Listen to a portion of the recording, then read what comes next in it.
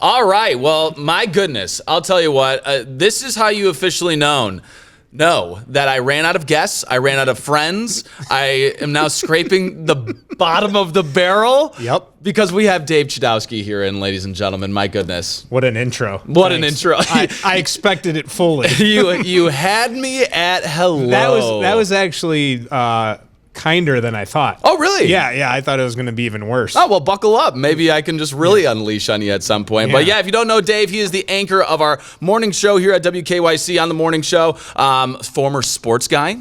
That's right. Still sports guy in your heart, though. Still in my heart. Yeah, I still do sports in the morning. Yeah, absolutely. You had a good Donovan Mitchell little thing today. Oh my gosh. I'll tell you what, the Cavs are rolling. We'll get to that in a second. But also the second greatest Dave Chudowsky on the morning show, second to Flat Dave, of course. Is Flat Dave here?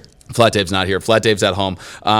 Taking a bath or doing something. I feel like I'm getting blown out over here with his headphones. But yeah, dude, thanks so much for coming on. Excited to have you. Excited to riff a little bit. You know, the only time that we get to talk really is at our desk when we're kind of working. I call you occasionally. You call me occasionally, and I don't pick up. And then on air. And so this is phenomenal. I think our best work is on air. Yeah, because that's when I actually somewhat like you. Well, it's because you have to, because I'm paid to talk to you. I'll tell you what, we've built up this whole buddy persona on air, Yes, and it's probably the worst thing I've done in my career because now people expect us to be nice to each other and expect us to be friends. Yeah. Truth be told, we've hung out a lot in our. No, we actually are good friends. Yeah, especially before you were married.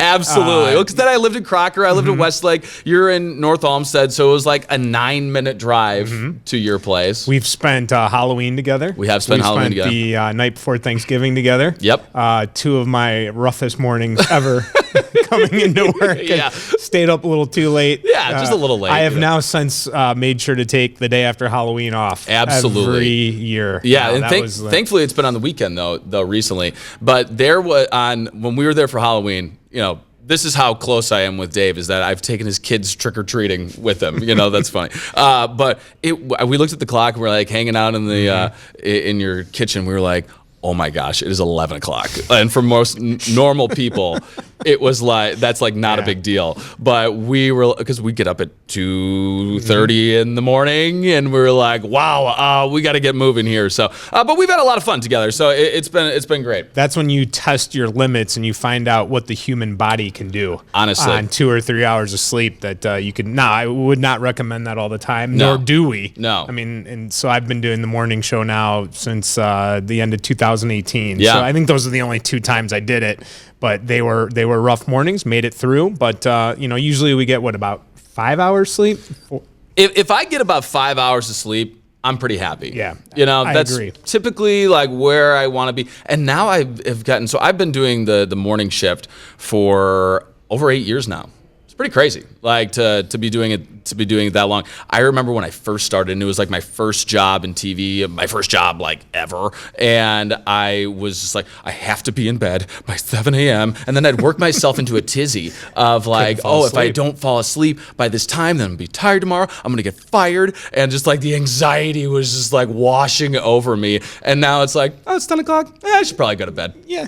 You can do it. Yeah. How about this? I went from caffeine and a can-do attitude is what I say. There you go. See, now you're going to make fun of me because we know in the morning I don't drink coffee, which is for a morning show guy. But you don't do any caffeine? I do iced tea. Hardly any caffeine. I know, but I'm just a little bit. Man. But I do not drink coffee. I've tried in college. I've tried. I just don't like it. Really? I'm not a coffee guy. I've met other people too, though, that are similar. Yeah. I mean, I know most of the world seems to be coffee, but I just adrenaline, man. I get up and ready to go on no coffee. You're just high on life. High on life. Well, I mean, when you have friends like you, absolutely, how could you not be? I know. But what I did is a complete 180, as you'd mentioned. I did sports. I've been at Channel 3 since 2007, so I was in the sports department from 07 to 18. Mm-hmm. I would go to bed at the time I now wake up. Brutal. I completely switched because I worked the night shift, very few day shifts in sports, and I was working weekends and nights. So complete 180. Your life just like completely changed with that. And I want to talk about that in a second. But too, it's like people always are just like flabbergasted by what time we have to wake up. But with in news, in my opinion, if you can get up, that's the worst part. And just like getting to work, that's definitely the worst part. Because for me, you as well, and weigh in on this, but like when we wake up so early, that means we have all day. So like if you have something to do in the evening, if you have something to do in the day, you can be there. You might be a little tired or tired the next morning, but at least you can still be present. You can still live. The one thing I absolutely, in Rockford, I was filling in for I was doing 2 weeks on mornings and then 2 weeks filling in as the main anchor on the night show. So it would be like the 5 and 6 o'clock show and then the 10 o'clock show. And I'd get off around, 11 and home. And I was like so miserable on the evening shift because I'm like a social person. I need to be out. I need to be talking to people. I was working while everyone was living, I felt. That was my life. Yeah. For 20 years. So let's talk about you did weekends for 20 years? Well, I graduated in 97 and I worked for a couple years, different shifts. So I wouldn't say exactly 20, but between 15 and 20, there were nights involved in there. Yeah. Sure. So and nights and weekends, basically until I went to the mornings. I think I had 1 or 2 years where I didn't work weekends, and that was early in my career. Yeah. But listen, no social life when you're, working weekends and nights. Now, the trade-off is you're going to all these sporting events. Yeah. And boy, have I covered some pretty awesome sporting events. And, I love sports. And, and at that time in my life, too, working nights, without kids and a family, it's a different situation. Sure. So. Yeah, and it's one of the things that in this business, especially with sports, because I remember I like sports. I don't have like the full absolute love of sports where I could make it my entire life. I like having the separation of being, a reporter, but then when it becomes you're reporting on sports, then you have a different relationship with sports with that. But I remember I kind of made it as like a business move when I was in journalism school, because it was like, I thought about it for a second, and then I looked at the logistics of it, of like, there are 15 reporters in a newsroom. There's 2 sports guys. Like those jobs are limited. So when you have to get one of those jobs, or when you are given the opportunity to get one of those jobs, you have to take full advantage of it. You have to grind it out, eat. It's a grind. Absolutely. Yeah. Tell me about, what's interesting about you is that you've definitely kind of been grinding throughout your entire career, starting in Toledo, but not as a reporter, but as a photographer, right? I started as a news photographer. Yeah. And I had internships. I went to the University. Was this before digital too? Were you shooting on tape? I'm not being a jerk. Yeah. Oh yeah. No. Yeah. I have a great Ohio State story I could tell you about a camera, and wouldn't take that long in a second. But yeah, it was. The heavy monster cameras, man, loading them around. I did that for 3 years. But here's the thing: once I got into sports, that was the best move I made, was becoming a news photographer. I didn't want to be a news photographer for my career. I wanted to be a sports anchor. My goal, my dream was to be a sports anchor in Cleveland, Ohio. Yeah. From Bay Village, that was always the goal. That was the opportunity to get in. Especially, it's a little different now. There's way more jobs with social media and all of the opportunities now that students and kids can get that we didn't have in the 90s. Yeah, because back in the 90s, local news or just sports, that was your Facebook, that was your Twitter, that was your TikTok. It was the only source, was YouTube. No, there was nothing. There was no Twitter, now X. There was, you had your 3 or 4, depending on how many local affiliates you had in your city. And then you had cable. And obviously ESPN changed the game, but there were not the things that there are now. So there were a limited amount of jobs. You talked about what you saw in a newsroom, 14 people, 2 of them did whatever your ratio was. It was, think about how many stations there were, a lot less is basically what I'm saying. So in order to jump in the door, I had the window. I interned at Channel 13 in Toledo, and I intern. See, and that's the thing too. Like for anyone who wants to get in this business, you sacrifice a lot. You give up a lot. My senior year in college, while pretty much everyone was hanging out and doing nothing. Not partying. Nothing, but partying. There you go. My internship in my senior in high school, I was going to Channel 13 from 2:30 to 6:30 Monday through Friday. along with going to class. And in the morning, 2:30 in the afternoon. Oh, okay, all right. But I would go to my internship, and everyone would be outside in the spring, partying, hanging out in the sun. And I was like, man, I got to go in here. And I was working more hours, and I wasn't getting paid. I was getting college credit. So, but that internship gave me the opportunity to then land my first job as a news photographer, which then eventually I worked hard to get into the sports department. How did you do that? How was that conversation like? Did they know coming in that, being a photographer wasn't necessarily your dream and that you were like, give me a shot somewhere else? Were you doing stuff like behind the scenes when you were in Toledo too? So the news director knew exactly what I wanted to do because I was interning in the sports department. The internship turned into a part-time editing job. Wow. And that's actually... Then you moved up the big I moved up. That's actually what I was doing there from 2:30 to 6:30 senior year. So I was starting to get paid a little bit. It was a part-time editing job. Then I graduated, went to the news director, and she knew what I wanted to do, and there was no opening. Yeah. So I went back home. Man, I was living the dream summer. The summer of Dave. The summer of Dave in 1997. Tell me, it was phenomenal. The Indians were amazing. Oh, yeah. Every night was a big game at Jacobs Field then. I wasn't a lifeguard, but I was in charge of a pool maintenance, really tough gig. I mean, I was like, man, this is, I was like living the dream. Yeah. Hanging out with my buddies. I get a call late July of 1997, and it was the news director named Janet, and she called me up and she goes, "Hey, I'm not going to impersonate her, but she basically said, you want to come back to Toledo?" And I'm like, "Oh, yeah, what? To be a news photographer?" I was like, Can it be after the Indian season? Yeah, right. Can it be when my summer of Dave is over? Yeah. So I had like 2 months of just full out amazing summertime, living the dream, sending tapes out to Utah, Market 200 in Texas, or Montana, trying to couldn't land a thing, right? I mean, you know how those tapes are at a college. Your resume tapes are just brutal. Well, I sent links, but not physical tapes. I had to physically mail tapes. Yeah. Well, a little older than you, right? Yeah. But anyway, so I went in, worked as the news photographer, did a lot of really wild stuff.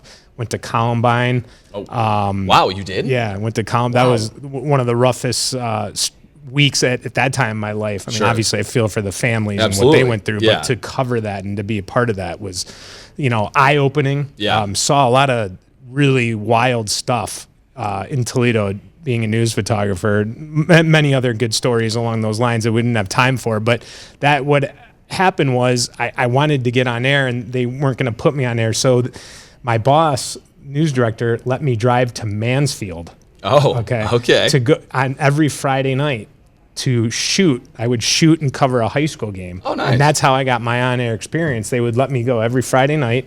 I would drive to Mansfield, then typically drive to Cleveland, hang out for the weekend, and then go back. Yeah. And that's how I started getting the on-air experience. And then finally landed the sports job in 2000. Wow. So with when you're going to Mansfield, was it like setting up your camera and then getting in front of the camera and talking in front? Yeah. Did you ever forget to press record? Did you ever forget to press record? No, I did.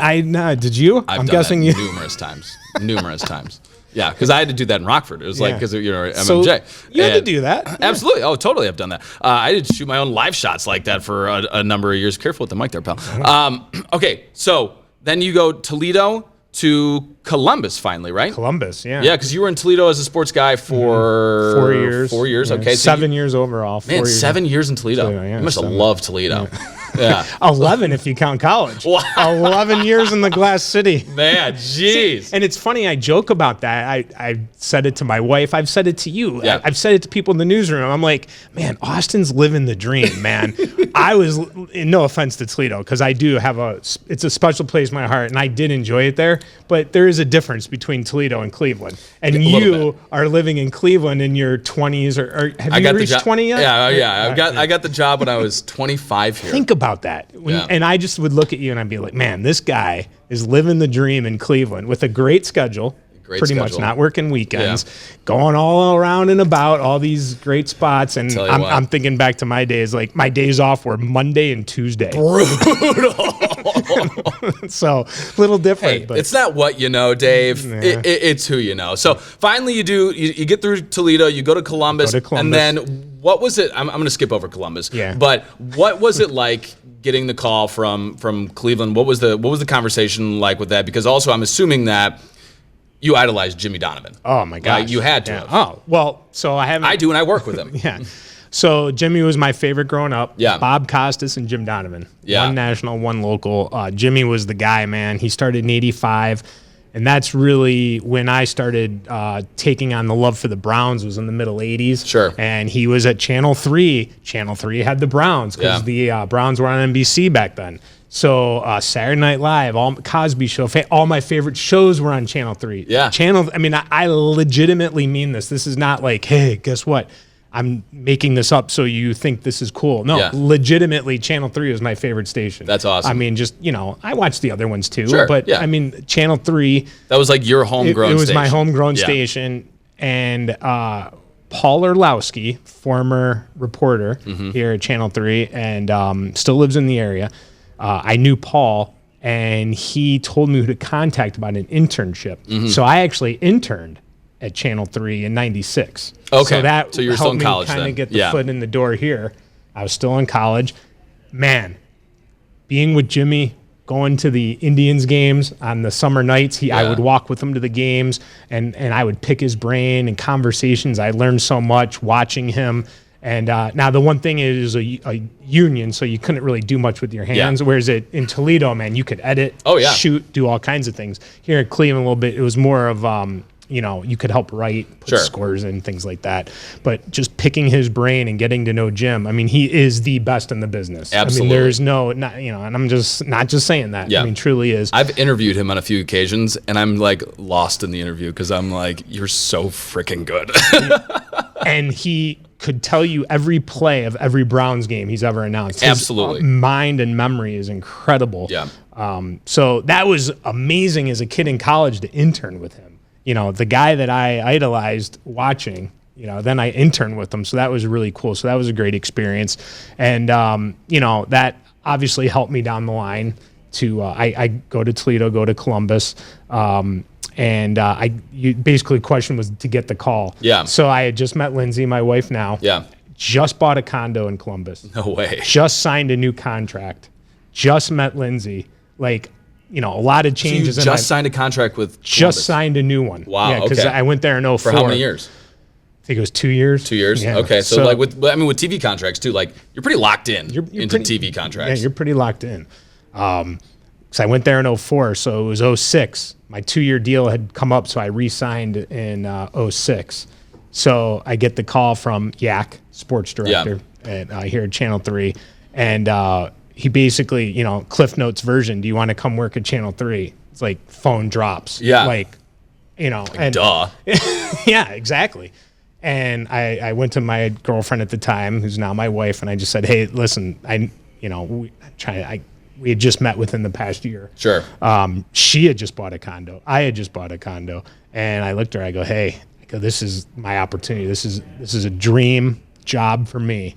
You want to go to Cleveland? Yeah. She's like, yeah, let's go. That's awesome. So we packed up and came here in 07. So yeah, to know that I was going to come work with Jim and, be home and continue to still have a crappy schedule, but be at home. Yeah. So it was great. And there is nothing like, and I did it on a much smaller scale, but there is something special about being able to do this type of work in your hometown. My first job was in Rockford, my hometown, and I was able to learn more about Rockford in the 2 years that I was there on TV than in the 25, 23, 22 previously. I mean, it's just, it definitely hits different. And speaking of, my station that I went to go work for, WREX, was my family station. Like it was the NBC affiliate and things like that. But I mean, that's very cool. Yeah. To have your first job, because Rockford isn't a place you aspire to be when you're older, maybe, unless you want to make that your home. Oh no. Yeah. No. Okay. I'm Cleveland now. Yeah.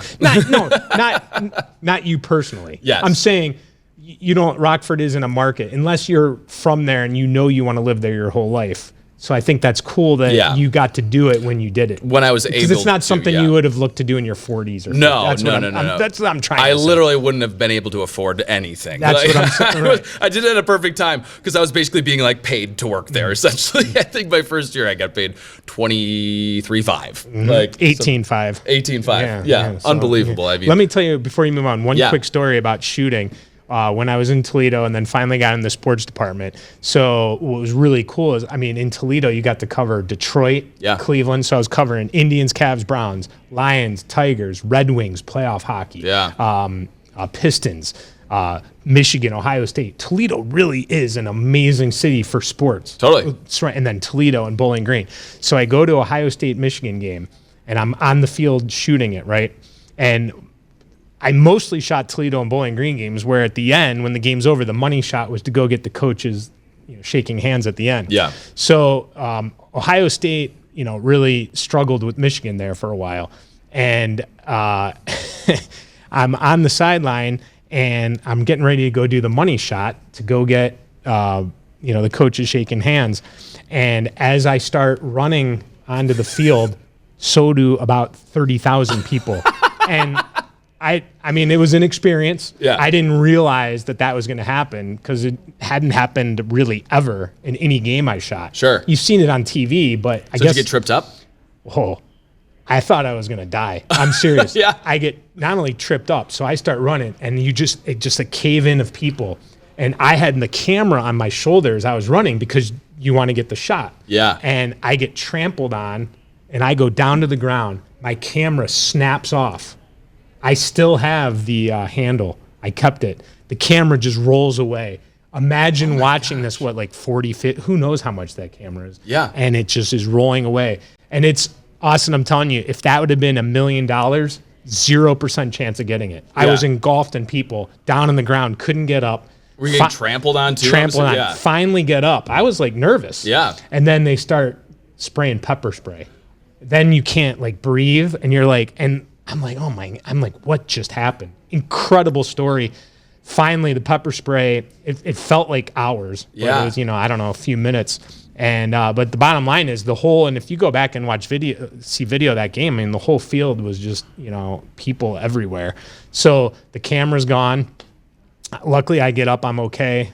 People start to disperse and can't find the camera, it's gone. Oh my gosh. Someone took it. Fast forward a few weeks later, the guy who took it ended up getting arrested, and they found the camera. He tried to sell it to make money at a pawn shop. A broken camera. A broken camera, yeah. What an idiot. Oh, it was incredible. But I was so nervous that I was going to get fired. Yeah. What were they going to do? Well, yeah, because you're in what, year 2? Let's see. I think that was 98. I'd have to go look back. Yeah. But I don't even, actually, you know what? I don't even know if I was in the sports department yet. Okay. Because as a news photographer, they would a lot of times take me. Switch around a little bit. Yeah, switch around. It was actually Rob Powers, who works at another station here in town. Yeah. And he was the sports director. And he would always want me to go on the big assignments like that. So I, as a news photographer, I got a lot of sports experience. And so I do believe it was before I was actually in the department. I'm oh my gosh, this is it. I'm done. They couldn't have been nicer to me. And I was really happy with how they handled it. Because luckily we did have 2 cameras down there. So luckily we still had, because we went live. Okay. And imagine that, if you were the only camera there and then there was no cell phone shooting video like we can do now. Yeah. What are you going to do? Draw a picture or something like that? I probably made that story longer than it needed to be, but I think it was just interesting about how, the just different things I've gone through and, the oh my gosh moments. Yeah. What's interesting too is that, coming back here to Cleveland is that, probably speaking of oh my gosh moments, is that, specifically that 2016 year, you were covering sports. I mean, that is ground zero of an amazing sports year and interesting sports year too. I mean, the Indians were in the World Series, unfortunately lost. LeBron, they win the first championship in 60 years or whatever what has been in Cleveland. The Monsters won that year? The Monsters, Yeah, shout out to the Monsters. And then was that the year that they also drafted. No, it must have been a few years early with Johnny Manziel. Yeah, but Johnny Manziel was here with the Browns, though, right? Yeah, the Browns. So the Browns at that time was that the year they went 1-15, and then 0-16. What year was that? They were around because when I got here in 2018 is the year that they broke the streak. So I think 16 was when they lost, when 0-16, and then 17. Oh, no, it must be been the other way around, where they went 0-17 and 17 or whatever it was. But what like really stands out to you when you think of that year specifically? What stands out to you as like, wow, I cannot believe that I was here. I can't believe that I was covering this. I can't believe that I was able to see not just Cleveland history, but sports history developing in front of me. Oh, my gosh. It was an incredible ride. I mean, your whole life as a Cleveland sport. That's the other thing, too, is, I mean, a diehard Cleveland sports fan growing up. I mean, my wallpaper and carpeting was orange and brown as a kid. I mean, going to the Indians games with my dad. And, so from that aspect, I had to separate being a fan also with the job because you have to do your job and report it the way it's supposed to be reported, but also sit back and enjoy the moment because this is history. So it was very cool, and that's I should probably use a better surface word. Level. It was pretty cool. It was pretty neat. Cool. Actually. It was neat. It was neato. But just to think about being at Game 7 of the NBA Finals and then turn around and be at Game 7 of the World Series in the same year, something I never would have ever pictured. Months apart. I still will never forget the moment being in San Francisco, in Golden State, in Oakland, and seeing that moment live. Yeah. Being there. And I just remember Where were you standing at? Where were you sitting? Unfortunately, I was up high. No, you were in the press box, though? Yeah. Okay. No. There was so much media. Yeah. It's overflow media. Okay. So in basketball, most of the media that covers the teams on a regular basis is actually courtside. You're on the court. Then there is a press box up top, but then it's an overflow media. So then, especially the Cleveland media, they put you amongst the fans. Oh. So I'm sitting, They do the same thing here at Rocket Mortgage Fieldhouse, and they take a section, and then they put that for the media, and then they make a makeshift, almost desk like this. Sure. And so I was sitting at one of those, and just remember thinking when it happened, I was like, "Oh my gosh, this just happened." I can't you had to separate the moment of watching it and realizing you're watching history and Cleveland just won a championship. For sure. Also knowing I got to get my down to the locker room for interviews and get on the court for live shots because we went live for hours after. So you were in the locker room during the celebrations? Mm-hmm. Yeah. Oh yeah. Locker room celebrations. What was it like? I'll never forget J.R. Smith smoking a cigar and just of course, shirt off. Yeah. And I don't think he put a shirt on for 6 months afterwards. That's right. No.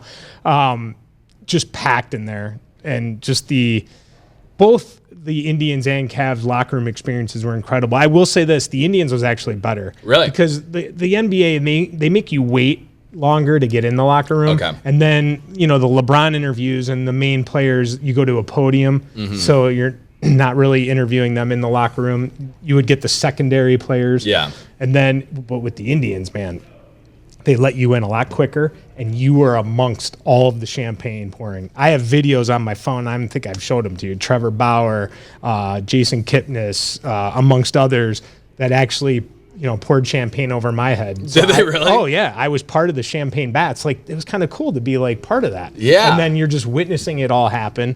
And with the Indians, it was so many because, it was the one to win the division, then the one to go to the ALCS, then in Toronto to go to the World Series. I feel like if you're just winning the wild card game, they're throwing the biggest party. I know, right? It's awesome. Dude, you just won a wild card game. Yeah, right? But that's the way it is. And to be a part of that. Football is the worst. They don't celebrate it. They do probably a dance party or anything, but they're not throwing beers or popping champagne or anything. Baseball is just bring in all the party, bring in all the booze. Yeah, it is.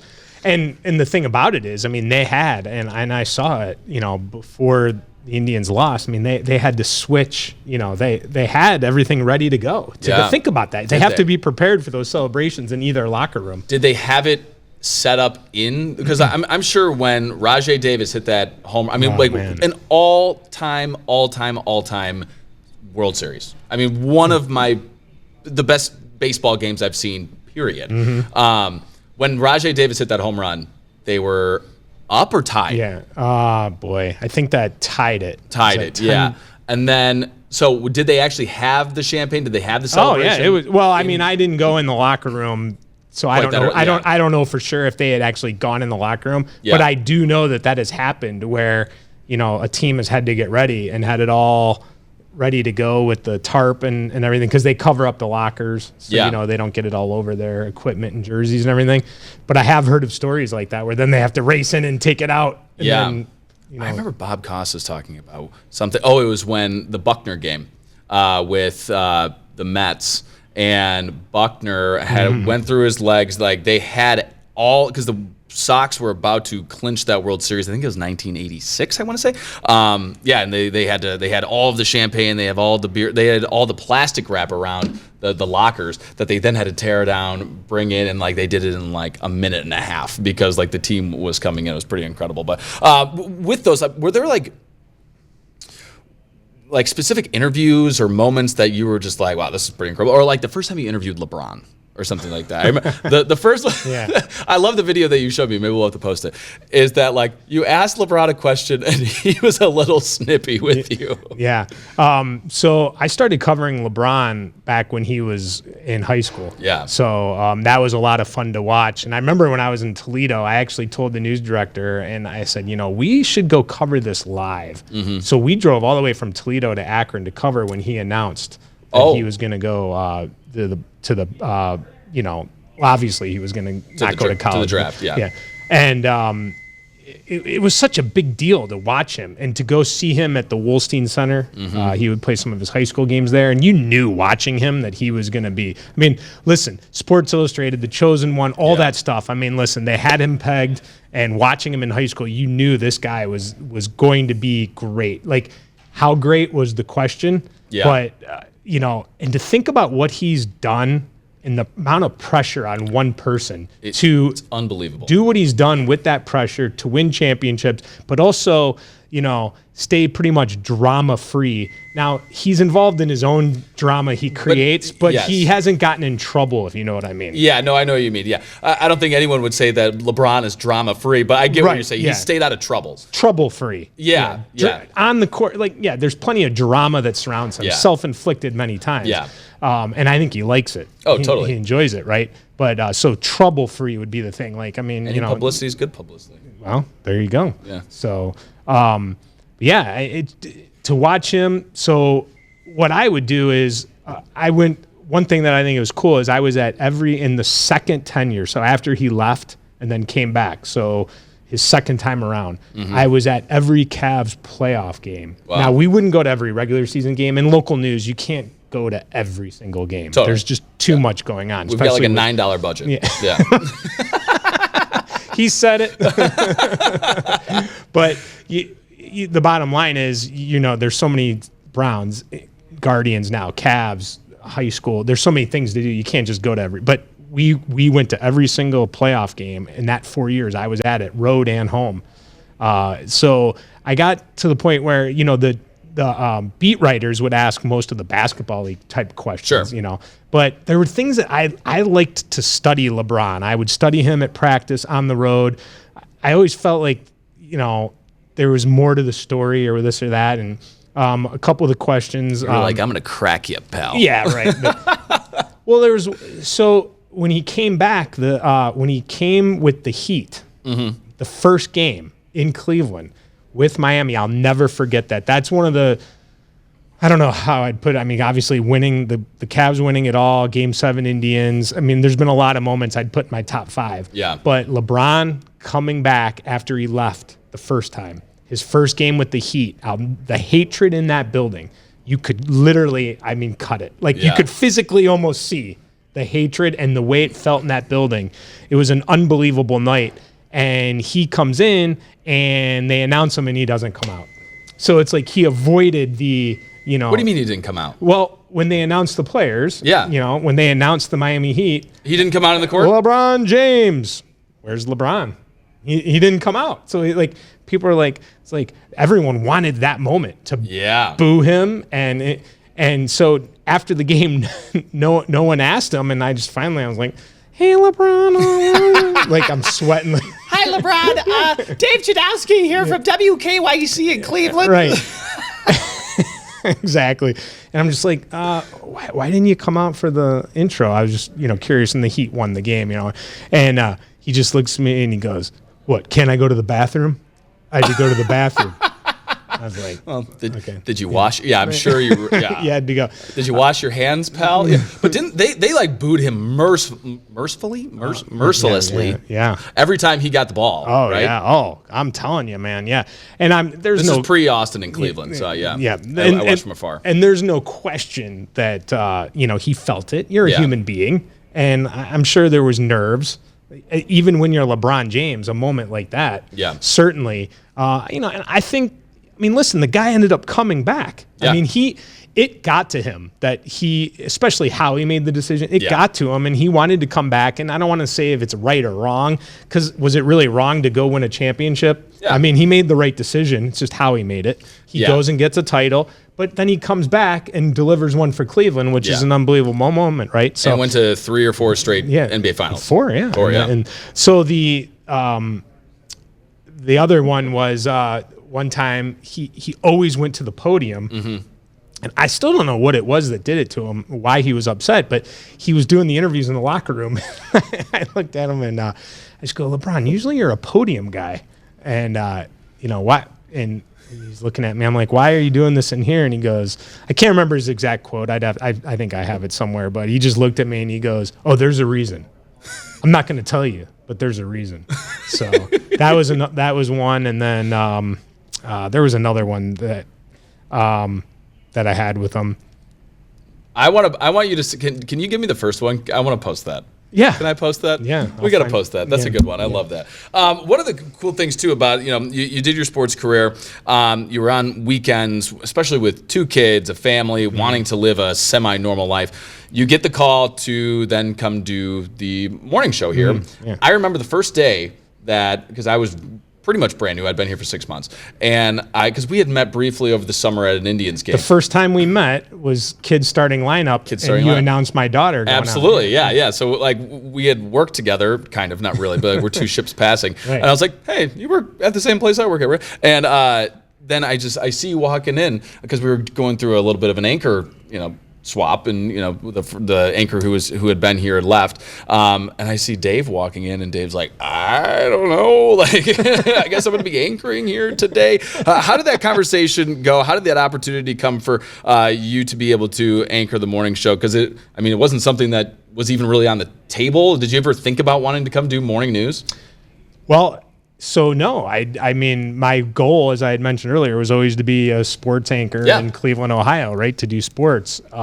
Basically what happened was, as you get older, you just want to expand your career and do more things. And, as amazing as my job was, and I loved it, as, you're doing the same thing kind of, year after year. Yeah. I just, it's monotonous, even though you're going to cool sports games and stuff. Exactly. Yeah. All I wanted to do was kind of, microphone. How you doing over there? Yeah, look at that. Doing good. Yeah.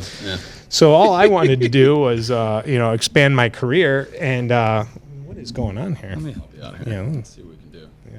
There we go. Is that better? There you go. Did Misney bump this or something? Misney must have. Yeah. He made it. I gotta make him pay. Yeah, for my new microphone. Sheesh. Come on, Misney. That's right. So I just asked basically, Channel 3, without getting the specifics with names and things of that nature. I just wanted to expand my role, and I wanted to jump into doing some more things like news. And I just was like, hey, on the weekends, former anchor that was here, when he's off, what do you think about me maybe anchoring the news? What do you think about Davey C? Huh? I could do the news and then just do sports. Like you don't have to bring anyone else in. I'm already there. And they're like, that's an interesting idea. And 2 jobs. Oh, okay. With 1 paycheck. And then they're like, well, what about doing on Fridays? Jimmy doesn't do the 7. Yeah. Now Mike Polk does it. So Jimmy does the 7, the front row, Monday through Thursday. Yeah. And then Mike Polk, right, still does it on Friday nights with Laura. So they said, well, what about on Fridays? Because I also did sports on Fridays. They're like, why don't we could maybe have you do the news at 7 when Jim's off. I was like, yeah, if Jim's all right with it and, everyone's okay with it, because it'd be a great experience. And they're like, yeah. So I started doing that. So I got my feet wet with the news at 7 o'clock on Friday. And then when they were looking to revamp the morning show, they came to me with the idea of, hey, what would you think about, moving to mornings? And I'm like, getting up at 2 a.m. Yeah. Yikes. Yeah. Because that was always my feeling. Time you were going to bed. That right. So I was kind of like, can I do this? Can I wake up and completely change my life? And but then I started thinking about it. It didn't take long. I had the answer in like 2 days. Yeah. I was like, yeah, this is a no-brainer. It's a no-brainer. It's one of those things that people are like, how do you do this? Like, and I'm sure that once I'm away from doing it, I'll be like, how did I do that? Like, especially on like a normal schedule. But it's one of those things where it's like, if you have to do it, you can do it, and if you like doing it, I don't like getting up that early, but I like doing the job. So yeah, then you got the opportunity, and that's where we met. Yeah, and who would have thought? Who would have thought? If I don't make that decision, I don't get to really meet you and work with you. My goodness. And Flat Dave is not born, which I know has been the highlight of your career. Oh yeah, it has to be. Being a Backstreet Boy, you went real quick from covering the Indians, Cavs, Browns, to then dancing with me in tank tops for Backstreet Boys music videos. So, I will say that we have done a lot of cool things together. We have. We have. I'd say the Backstreet Boys video is one of the most, it still gets talked about. People still bring it up. Every year around Halloween, it will show up on your, memories or whatever. The kids love it. So the Backstreet Boys with Michael Estime. Yep. If you haven't seen it, I'm sure Austin talks about it every week on this podcast because it's Absolutely. One of his favorite memories. Yeah. Working with me will always go down as your favorite. Absolutely. I think Halloween's always fun. The skits that we've done. Yeah, it's been fun. Yeah. The one that and I'll. Air a little grievance here for Dave. The most pissed that Dave has ever been at me. Do you know what I'm going to say? Oh, boy. Gosh, there's so many. I know. Yeah. Is the burger challenge that we did the burger challenge. in 2019. Yeah. I thought that this was this great idea. And I was like, guys, for Father's Day, how about Dave and we pull out a grill and we do a hamburger or cheeseburger making contest. I make mine, he makes his. We have judges come and judge it, blind judges, take the taste test, yada, yada, yada. I thought it was great. I thought it was foolproof. I also thought that because I won. I think I also did have the better burger. I didn't taste it. The judges did. Mine was a little rare. But Dave did not talk to me normally for like 2 weeks. So you cheated. You brought all this. You went to what restaurant did you go to and brought in all the? I went to Flipside. Yeah. I went to Flipside because I didn't say that you couldn't do that. I didn't bring in a burger from Flipside. They gave me the meat. They gave me the brioche bun, the brochet bun. They also gave me a few other and then I brought in everything else. Yeah. And then it was but actually it did me a little bit more of a hindrance because I opened the meat that day, 15 minutes before we were supposed to shoot this thing.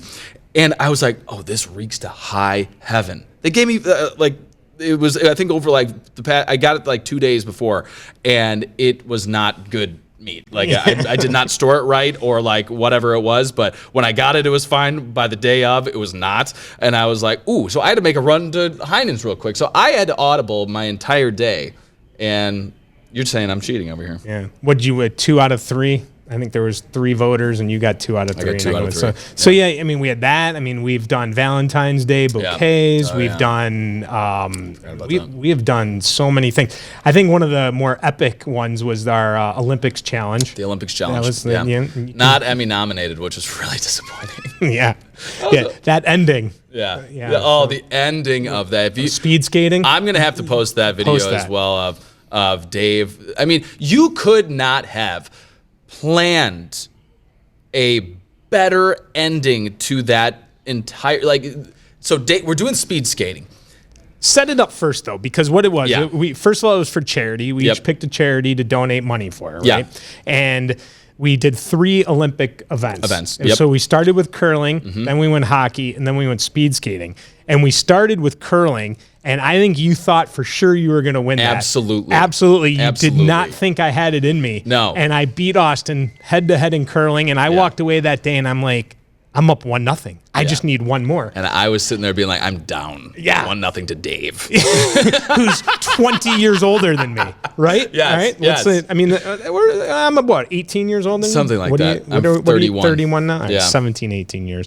So I win the curling, and now we go to hockey, which, by the way, this was a lot of fun. The Monsters Yeah, hooked us up. they did and hook us up. Basically, all we did was shot from, was it half ice, and then, or did we move up? Or Yeah, so we started like right in front of the goal, then we went to like quarter, and then 3/4, and then half, or whatever it was. So- And Austin claims he can't skate, but It was honestly, that was the one I was the most nervous about. Yeah. I was sitting there down 0-1, and I could not hit anything. I could barely stand on these skates.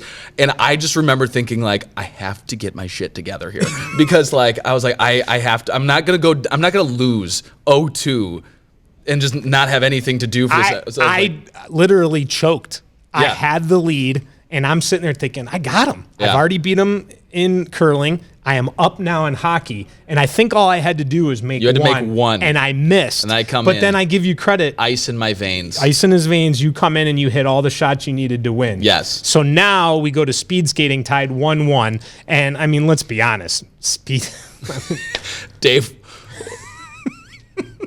it looked rough. Let's just say it took him a while to pick up on it. Yeah. Yeah. So we are doing this, and I have all Well, it's the not like confidence. you were an Olympian. Absolutely. No, right. but I at least looked a little bit better. I had all the confidence in the world. It was 4 laps or 3 laps that we had to do around, and I'm not making any excuses here, but I had the bright idea to run 5 miles the day before. And if you ever do speed skating, you get in like a crouch, and it rips up your legs. Like, my legs were so sore after that.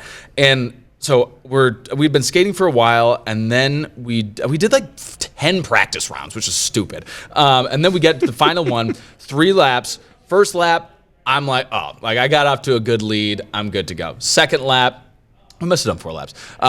Second lap, I have a commanding lead. Third lap, I'm like, all right, just from now on, I just cannot fall, and I will not lose. So I start taking it a little bit easy, and then Oh, is that what happened? I was like, if I fall, I lose, so I can't fall. And I look back, and it is halfway. We have a half a lap left, and Dave is right on my tail, and I'm like, oh crap. So I like kind of pick it up a little bit, but still, I'm like, if I fall, I lose. Like, that was my mindset. Was like, that's the thing. I know, and I know how football players go now, because we're like, now you're playing not to lose. Playing not I to was lose. playing not to lose. I wasn't playing to win. And I almost caught you. So it literally, like, he was neck and neck, and then like tried to do like one kind of dive, lost all control, went right, like, face plant, literally face into the GoPro. Like, you could not have planned it any better. So much so that I had the sports guys, Ken Carmen and Anthony Lima, who must have been they were texting me being like, was that real? Did Chud fall on purpose? There's no way that could have happened. And it was perfect. And if anyone knows me, all right, Ken and Anthony. He did not throw it on purpose. Dave was serious. There's one thing I don't like to do. Lose. Yeah. I hate to lose. And it's maybe the best and worst quality about myself is my hatred of losing. Dave has never lost. He's either won or has been cheated of what I've been about. Every time I beat him fair, he's going, you cheated. Yeah. You were paying those guys off. Yeah. But I it's been think a lot of fun. you said my most hatred to you, and I wouldn't call it hate, but when you kidnap Flat Dave, that might be Someone stole him from me. Yeah. And then I stole him back. And tried to pretend I had to teach him a And lesson. you tried to put it on me. I had to teach. Yeah, that was pretty funny. But anyways, all right. Well, it's been a lot of fun. So real quick. Oh, This is the one thing about Jim and his memory. yes. Like you have him on, he'll remember it made every score, every record of every year. Yeah. But I did look, so I was close. So I think 2017 was when they were 0-16. So it was 2016 they were 1-15, right? Yeah. So the Browns and Rajay Davis, we are correct. That tied the score in the 8th inning. But it's just funny how when you get away from it, you sometimes forget. But it's funny. I could go back to like the 80s and like tell you the Browns Jets game and like every play. You know, it's like it's weird how I remember more from the 80s than I do from like the 2000s. I don't know what happens. Because that was the peak of your life. Yeah, right. You know? Yeah. 1980s. Yeah. All right. So we got some quick hitters here for you, Dave, that I like to do. Oh, all right. We got Kill Like Mary. Oh, jeez. Cleveland Sports Edition. Oh, man. So You're gonna Browns, Guardians, Cavs. Kill Like Mary. Well, I'm killing none of them. No, that's part of the game. Play the game. You play to win the game. So then I would basically killing means I'm getting rid of them. I can no longer watch them. Hypothetically, yeah. You know, I think because of being on air and covering these teams, I just have to pass on this question. Okay, here's a question. Okay, right. so we'll rephrase it. And many people have tried to get me to answer this, and I am not in a different way. You're a nerd. Who cares? So here, I'll rephrase it. You can never go to a game. Mm-hmm. You can only watch on TV, or you have season tickets. Okay. Never go to a game, unfortunately, the Cavs. Wow. Only watch on TV, Browns. Yeah. And then what was the go to the games? Go to the games. Guardians. I'm going to flip Brown. Wait, no. Yeah. I think that's pretty good. Well, I just think I do love going to the Cavs games, but I do too, and that's I would why rather go to Guardians games because it's just it's summertime. Yeah. It's just baseball. Listen, all right. If you want to go deeper in, baseball is my let's get deep. passion. I mean, Yeah. baseball is Yeah. my passion. But the Browns and football and fantasy football and just the NFL. I mean, it's hard to put that as not number one. Yeah. But I love watching football on TV. And, you know, there's less of them. You only have 8 or 9 home games. So I think I'd stick with the Guardians with baseball. Plus, you could take the family there easier. best. So, but I hate having to get rid of one. Yeah, for sure. So, yeah, but that's you can blame that on me. Go to Guardians games too. I think people in Cleveland take this for granted. So I grew up outside of Chicago in Rockford, Illinois, and my team was Chicago Cubs. Like, my parents met at a Cubs game. We grew up an hour away. Like, we would always go to Wrigley Field. I love Wrigley Field. But at Wrigley, it's like you go to the game and you sit in your seat. There's nowhere else really to go. It's amazing. And great experience, though. but it is an amazing experience. I'm not poo-pooing. Yeah. But like, the cool thing about the Guardians is that you are entitled to the entire stadium. Like, you can go wherever you want. They have it's basically the biggest bar in town, essentially. Like, and you can mingle. It's more of a social thing. Like, you're watching the game. Like, it's just a very different experience, but it's a really fun experience too, especially for, like, you know, going to a day game in the summer. It's like, okay, like, I don't need to be on pins and needles over here. And they know that. Yeah, and that's absolutely. why they're doing the renovations to make right field just like left field. Yes. And you're right. With left field like right field, right? Well, the corner bar. No. They're taking out the corner bar? No. Oh, okay. All right. Up high. Oh. They're renovated. They took those boxes out. Have you driven by and seen? Yeah. Right now, if you drive by, it every day. it's open. Take a look at right field. Right now, you can see through. Oh. They took those big boxes down. Oh, yeah, the storage containers? Containers. They're so stupid. Yes. Hence why they're going down. Yeah, why would they put those up there in the first place? Yeah. So right field is going to have a, and you're Austin Love. You're too good to go up high into the. Oh, Lord. Yeah. So I have sat many a days in nosebleeds. All right. Not recently. But not recently. See, in left field, you know, they have that area now. It's going to be like that in right field. So Okay. they're just making it, and same thing behind the plate like they did, and then the bar, the corner. I mean, it's Okay. Love that for us. yeah. So Okay. I'm looking up a picture because I'm going to show you Yeah, something here in a second. So All right, so then we have Kill Like Mary, yeah, we did Cleveland Food Edition. that. Oh, Kielbasa, okay, corned beef, okay. or pierogies. Ooh, wow. Man, that is a tough one. I know. Kielbasa, That's why I asked. corned beef. This is a hard-hitting show. Yeah. I would probably marry the corned beef. Wow. Slimans? Oh, yeah. Yeah. Right, slime. Yeah. Probably like, is that one of the options? Yeah. The pierogies. Oh. Pierogi. It's cleaned up. It's the cleaned up version. Right. Give And I hate to do this, similar to like the Cavs. I mean, I love kielbasa, but I'm gonna killing the kielbasa. I'm gonna kill that one of those three. Yeah. What about you? Have you ever answered this?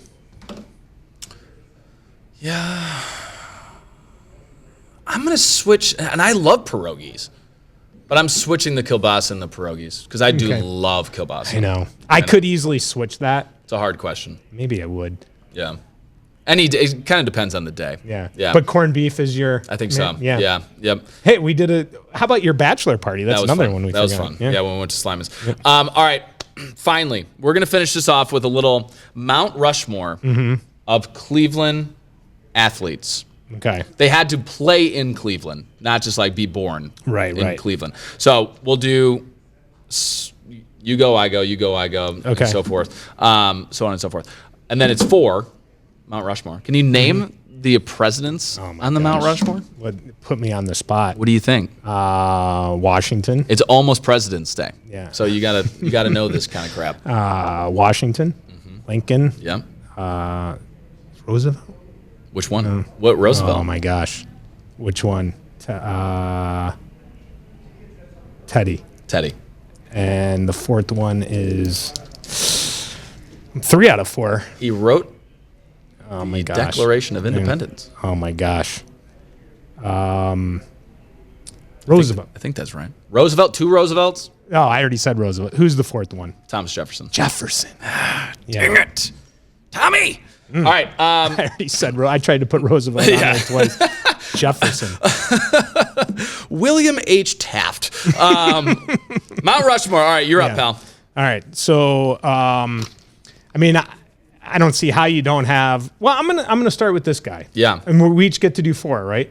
But yeah, it's back and forth. Right. Yeah. I didn't know if I only got 2 and then you got 2. No, yeah. So I got Jim Brown. Jim Brown. I mean, possibly the greatest NFL player of all time, at least in the conversation, if you don't think so. I mean, 9 seasons, could have played more, left on his own, 8-time rushing leader, multiple MVPs, the greatest. Yeah. I mean, just Jim Brown. Jim Brown. I was for sure thinking that you were going to take LeBron. And I was going to roast you for taking the most obvious. And I'm really proud of you that you took Jim Brown. But I'm going to take LeBron because I have to. I have to at this point. So do you not get to take Jim Brown then? No. You can still take him later. No, I don't get to take. No, because then he's off the board. Understand? Okay. Yeah. All right. Yeah. So you don't get LeBron. I don't get LeBron. No. Okay. Oh, I thought this was a pretty universal game. I thought everyone kind of knew the rules here. I thought I got my own 4. No. Okay. No. I'm happy with this though. Okay. Right, good. yeah. So you thought I would take LeBron? I did. Yeah. I did. Right, so okay. You're you up. got LeBron. Bob Feller. Bob Feller. Yeah. Bob Feller. Yeah. Wow, Jim Brown. So basically, what I've done here is not a great second pick. I'm not going to lie to you. What are you talking about? I mean, I wasn't going to take Bob Feller. That you should have taken that much later. Well, I want to make sure that I get the best. Sure. All right. So how do I know you're not going to take him? Okay. I mean, it's the last time Indians organization, Guardians. Yeah. Last time they won a World Series. true. I mean, go look it up. Do you realize how good Bob Feller was? I know, but I know how good Bob Feller was. It's just it's a dark horse candidate for, and it wasn't good strategy, I would say. Well, we'll see. If I get my other 2, it won't matter. All right, I got Jim Thome. Oh. I love Jim Thome. Mm-hmm. He's a stud. Just a workhorse. I actually covered him when he went in the Hall of Fame. That was one of my last big assignments. Wow. Going to the Baseball Hall of Fame. Which have you ever been? I've never been to Cooperstown. Oh my gosh! If you haven't been, get there. It is amazing. I'd love to. Yeah, Thome. Yeah, it's tough to argue Thome. I know. So I picked it. But this makes it interesting. I mean, you're definitely going so far guys that are more closer to, when you are living your life. Yeah, sorry. Like, hello. Well, but if you're doing a Mount Rushmore, George Washington wasn't around when you were around. It's true. Just play the game. All right. My gosh. All right. Well, now you're making me think because I really want to get one of these guys on here, and I hope you don't steal them with your next one. Happened. Yeah. So one guy that I love, I'm not going to take him, but back with Tommy is Albert Bell. Do you remember Albert Bell? Yeah. I love you have that. his bobblehead. I do. I think Albert Bell has one of the most badass stories or moments on a baseball field when he just slammed that guy. Vina. That was amazing. That was. All right. So I'm going to hope you don't take this next guy next because I want to get him. So for this next one, I'm going to go between two guys and it's between Otto Graham. Okay. All right. And Joe Thomas. I'm going to take Joe Thomas. I think that's a good pick. I'm going to take Joe Thomas. Yeah. Now, do you know who Otto Graham is? Yes, okay. He was a quarterback for the Browns. Yeah, but I already have Jim Brown. Yeah, and I do think that you could definitely make a case for Otto Graham. Absolutely. Yeah. All right. All right. What are you going to do?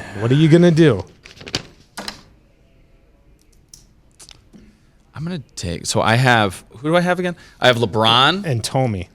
Mm-hmm.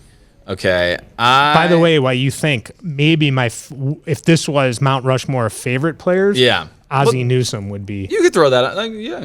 I love Ozzie Newsome, man. My high school number was 82. Wizard of Oz, man. All right. I don't have a football player in there yet, so I was gonna take Nick Chubb, but I want Bernie. Give me Bernie, baby. Give me Bernie. Bernie's my boy, man. That was. I thought you'd leave Bernie for me. Nope. Bernie's my guy, man. Yeah, and friend of the show, friend of the program. Yeah. Now here's the thing about Bernie is he didn't win a Super Bowl. Yeah. Well documented. Probably if you looked up this question, he's not top 4 greatest athletes in Cleveland history, but what he means to this city. Oh, absolutely. And living the 80s were incredible years. Yeah. And just getting to the AFC Championship, almost the Super Bowl. And what he meant to this town, and he's just what he still means to the town. What he still means to this town. So, if you are looking at a Mount Rushmore, you have to have that face on it. Absolutely. So that's a great pick. Yep. And I had it here. Yeah. So, but you didn't pick it quick enough. Did not. You spent it on Bob Feller. You would have taken. Apparently, in this game, Bob Feller would have been there for the last pick. Absolutely. I misplayed. I love Bob Feller. It's just, Yeah, I misplayed it. All right, go on. So, what have you taken, Joe Thomas? Yeah, I had him on my list. You had him on also your list. A friend of the program. Mm-hmm, yeah. All right, so, this kind of Tommy's gone. I don't think I guess I got to go Otto Graham then. Otto Graham? Okay. Yeah, right. What is there, 9 people on your list? 4 people on your list? What's going on here? Oh, how many do you Okay. I got quite a few. Yeah. You have more than I do. So I have LeBron, Tomei, Bernie. You have no one from the past. Tito Francona. Wow. Bam. Tito. I actually did think about him. See, here's the problem, Dave. You thought about it. I acted on it. Yeah, but why though? Why did you act on it? Because Tito is a legend. Look at everything that he's done for the Guardians. My goodness. Indians. Mm-hmm. The city. Right. Yeah. His scooter is iconic. What about Do you want some special mentions here, Dave? Is Kyrie Irving on your list? No, because I also pander. So I know that people in Cleveland would not like me doing that. So my whole list of just some of the ones that I wrote down, jotted down. It wasn't a full. LeBron, Bernie, Jim Brown, Jim Tomei, Kenny Lofton, Jose Ramirez, Tito, Nick Chubb, Myles Garrett, Mark Price, Joe Thomas. Yeah, Mark Price. Love that. Jose. At the end of the day, if you have this conversation in 15 years, Jose, if he's a Hall of Famer, I hope so. Perhaps, there's more success down the line.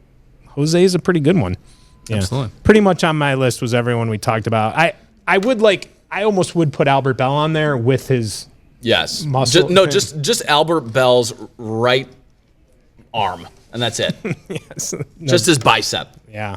Love that for us. I've sensed that you're about to wrap this up. Yeah, do you got anything else I you want do to get have off your chest? one story. Wow. Back to the Cavs winning it all. Yeah. So when they won it, we were out there. I remember Will Ewick. Yeah, I know. I took his job. Yeah. Yep. And Well, he was leaving. I didn't like kick him in the face and tell him to leave or anything. get out of here. Get out of here, man. Yeah. You hit him with the Albert Bell I'm bobblehead. convinced that I got this job basically just because I literally look a lot like Will Ewick. When you were both on the show at the Yes, same it was time, so confusing. So it was like, Yeah. they have the same guy doing the same Exactly. thing. Yeah. So Will Ewick was out there, Tim Dubrovitz and myself. Tim Dubrovitz, former sports photographer.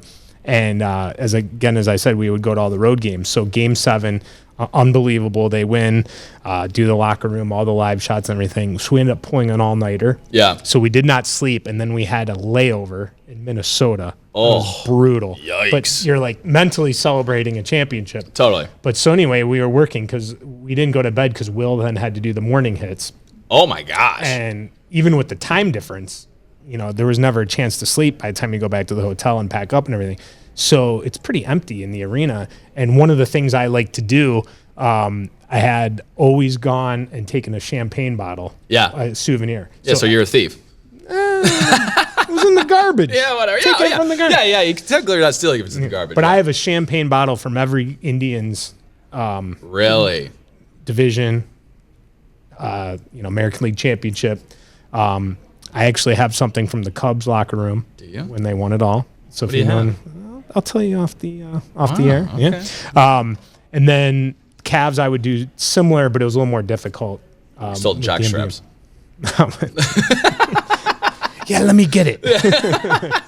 So anyway, we're working, and I was pretty much done, and I'm like, hey, guys, I'm going to go over and, walk around and see what I can find. So all the champagne bottles are outside the Cavs locker room. So, of course, I grab one for a souvenir. So then we go back, and the guys are like, hey, I want to check that out too.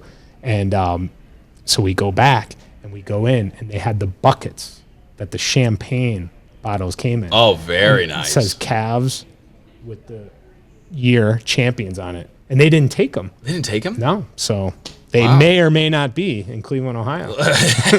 Dave Chudowsky's ass. So bottom line is, you're really incriminating yourself right here, pal. know. Yeah. Man. Wow. Yeah, I think that's pretty cool, though. Tens of people are going to hear about that. But it was just cool to going back to that moment, how cool that was. And just to have a souvenir from it, lifetime experience. Look at that. But, yeah. Look at that. Look at you, Dave. You've had an interesting career, my man. It's been fun. Yeah. At the top of the list, though, without a doubt, working with Jimmy Donovan. Oh, I thought you were saying me. I agree. All right, Dave, where can we follow you at? I don't even know. I'm not. Don't follow Dave. On X at Dave Chudowsky. Just don't follow. Yeah. Carmen's dying over here. Just don't follow. Is that what? Anyways. And then Instagram. I don't know. What am I called? Just Dave Chudowsky. This is pathetic. Yeah. Well, I'm almost 50. You know how difficult it is to keep up with all this stuff? You have it. Well, no, I know, but I don't always do it right. Boy, do you need to call your daughter to help you get logged into your Instagram? So my daughter saves me. Both of them. We're doing this Super Bowl recipe for the morning show. What are you making? And, it's called tater. It doesn't even have a name, but it's so good.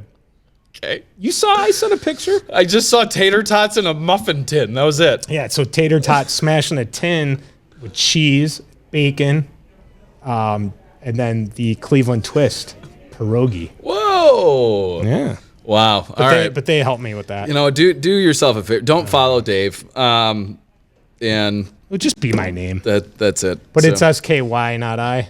SK. Yeah. CHUDOYSKY. OWSKY. I said W. Oh, maybe I just skipped W. Yeah, you just skipped it. Yeah, it's on. I do have a lot of help you are to get don't follow the social following. Don't follow. Yeah. Dave, thank you so much for coming on, pal. It's been a lot of fun. It was fun. Appreciate you. Yeah. Did you have fun? I did. What's your big takeaway? Big takeaway. That you need to get better at social media. Yeah.